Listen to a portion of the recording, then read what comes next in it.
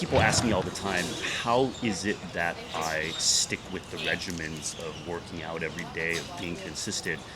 And sometimes they look at me and they're like, oh, you must have some, unprecedented level of discipline. And I'm like, go look online. I've got this before photo of me. If I had unprecedented discipline, that photo wouldn't exist.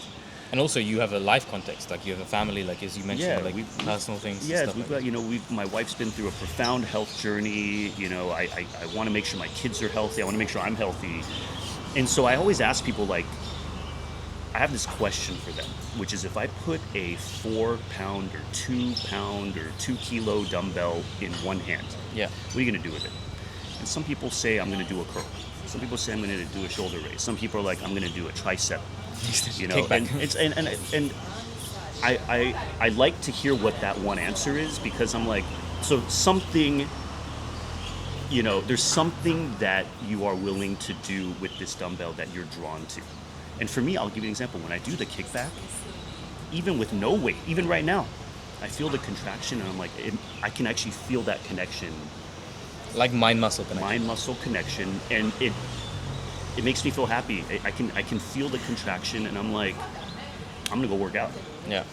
Right? And sometimes you tell people, like, if you tell someone do 100 push-ups a day, it's not gonna happen. Yeah. I've told people to do 5 push-ups, and their answer to me is, I can do more than 5. And I'm like, great, but did you do more than 5 today? And they're like, I didn't. Yeah. And I'm like, then do 5, do 1. Because I can almost assure you, if you do 1 push-up, you tell yourself, I'm going to do 1 push-up tomorrow morning, you're going to end up doing more. Right? And then once you start seeing the gains, people need something back. When they see the gains, they see the progress, from 1 to 5. Instead of 5, they did 10. And they can actually start feeling the benefits. Right? We know that when every rep we do, right, and for some more than others, it makes them happy. You got endorphins, you have myokines. There's a feedback. People need the feedback.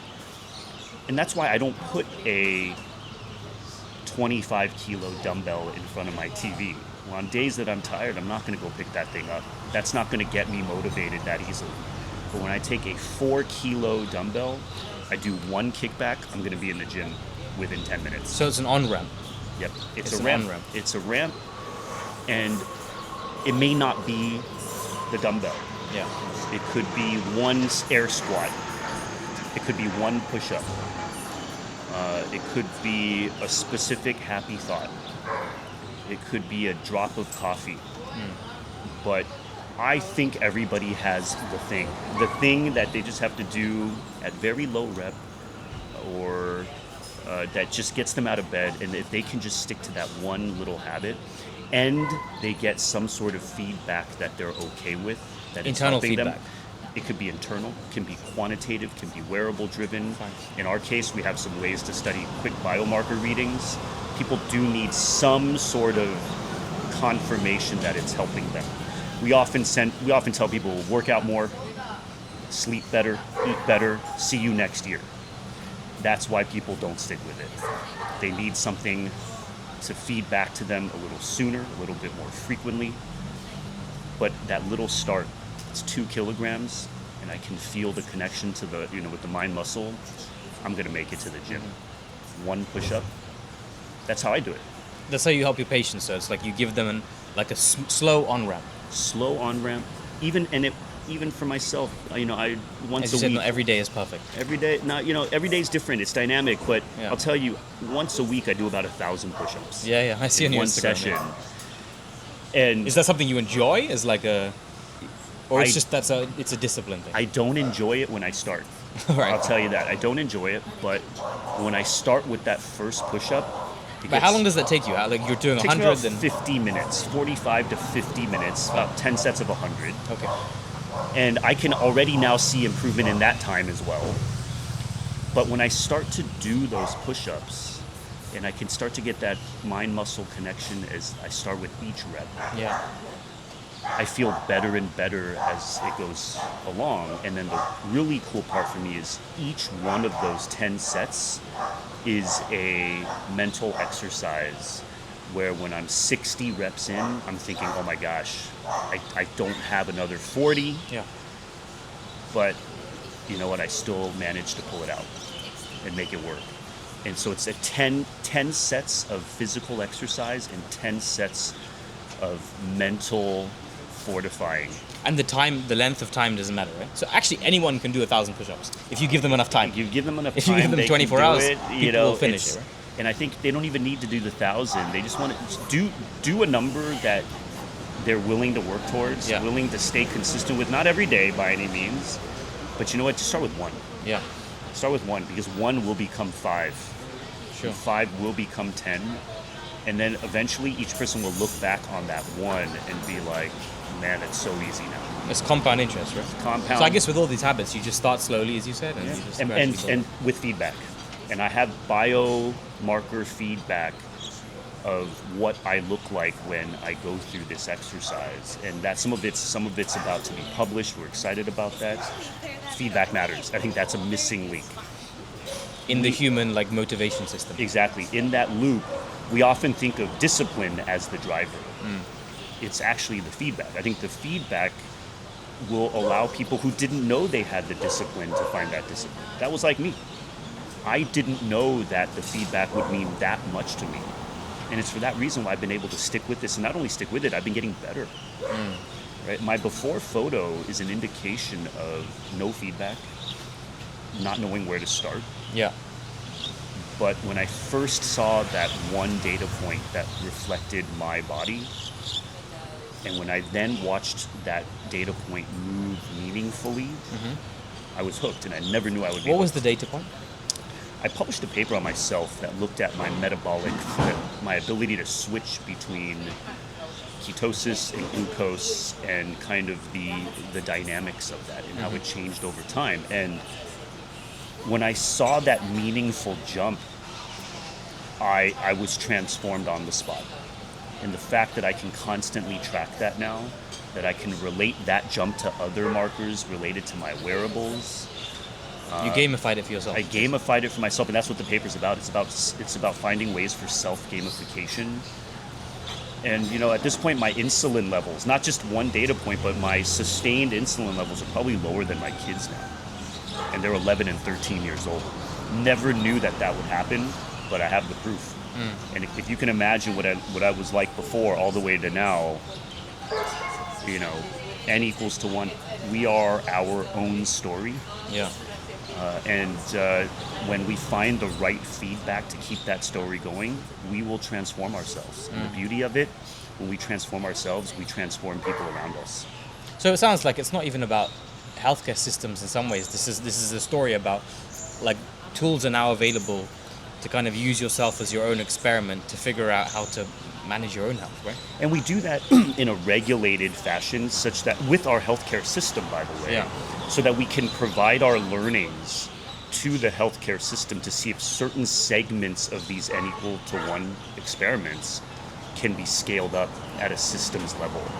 Another reason why we live in an amazing healthcare system here, because when you have that mutual dialogue, that accessibility, that openness to learn from n equals to 1, that is when health and healthcare truly become precise, truly become personalized, because we still need the infrastructure to drive how that data is collected, how it is analyzed, and how the intervention is ultimately deployed from that.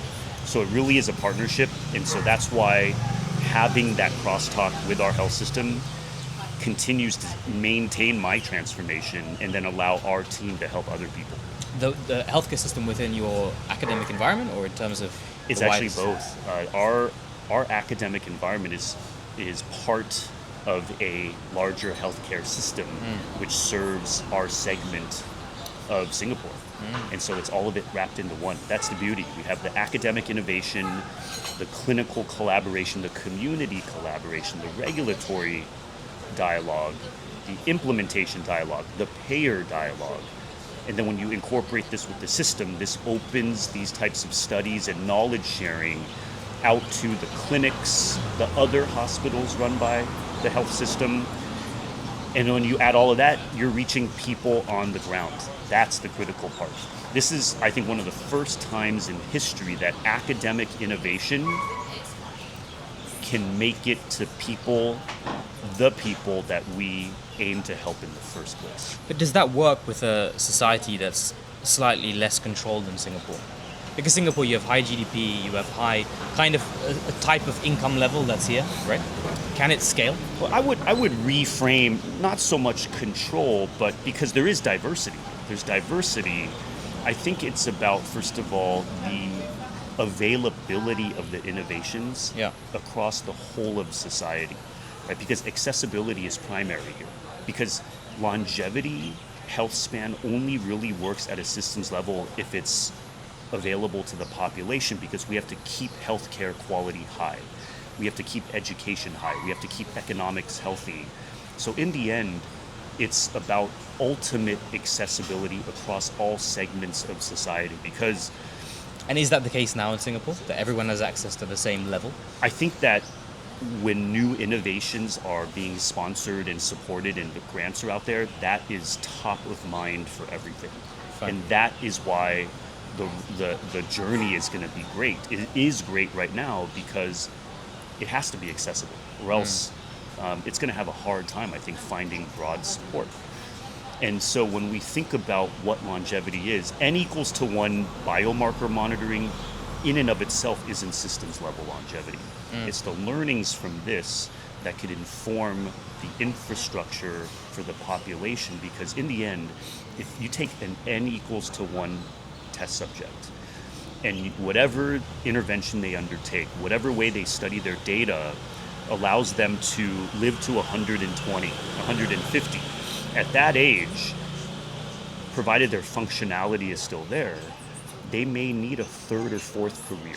That's education. They need a healthcare system that knows how to keep them healthy. That's healthcare. We need a banking and economic support infrastructure that allows them to live well at 150. Yeah, we need people for everybody to talk to and engage with. That's access, that's built environment, that's intergenerational bonding. And a lot of this may not be broadly talked about right now, because I think there's a lot of excitement with new technologies and biohacking, etc. All of this matters, and all of this has a seat at the table. I wonder when like penicillin was invented, right?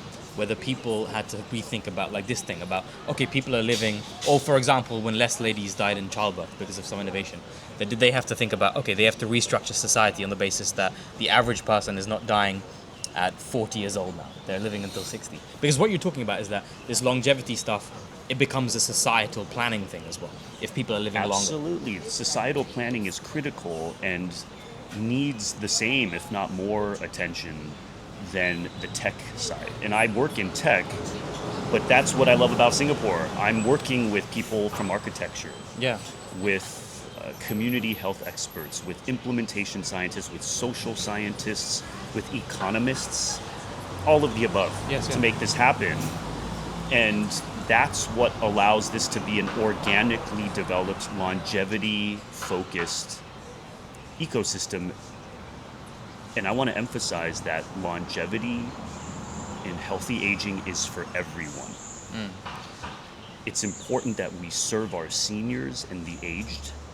It's also important to recognize that young people are getting sick at the earliest stages of their life, basically in history. And if we look at moving the needle, longevity is for everyone, because we want our young people, when they become 70 or 80 or 100 or 120, to have an amazing, healthy longevity trajectory when they get to that age. And we want to help our current aged population have amazing outcomes as well. It's for everybody. Yeah. It's for everyone. So it's not just for the wellness bros. Not just for the wellness bros, not just for the top 1%, not just for any segment of society. Every segment has a key role to play in informing innovation, informing policy, informing deployment, because again, it's for everyone. The day we're born, we start aging. Yeah. And we need to find ways on how to age better in a context that is suitable for each segment of society, because it's going to take different methods, it's going to take different technologies, different frameworks to address each of these segments. And that's why as the field grows, we have to make sure we're paying attention to all of them. It becomes a wider question, right? I That's guess right. the health is the first thing, and then you have to think about all the externalities from positive health. That's right. That's right. Interesting. It was good. Great discussion. Yeah, that was good.